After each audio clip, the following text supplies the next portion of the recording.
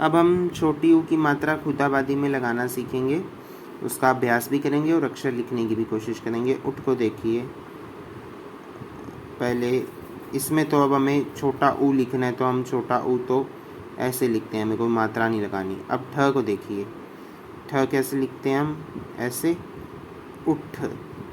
फिर गुल को देखिए, ग कैसे लिखते हैं, ग, गु,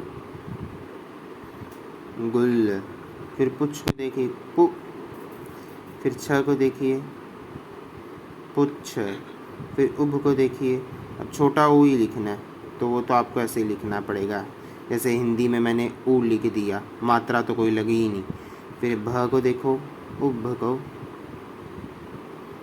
उभ। आप पूछे होंगे कि मैं इस अक्षर पे छोटे ऊ की मात्रा लगा रहा हूँ, सिंधी के अंदर लास्ट कॉन्सोनेंट कभी भी साइलेंट नहीं होता।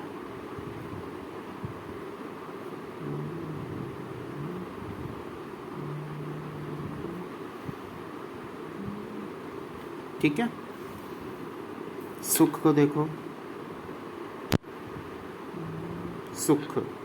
फिर उथ को देखो, उ। फिर थ। ठीक है। तो होप सो आपको छोटे ऊ की मात्रा जो है वो समझ आ गई होगी। अगर आपको मेरी वीडियो पसंद आए तो प्लीज़ लाइक करें, शेयर करें, सब्सक्राइब करें।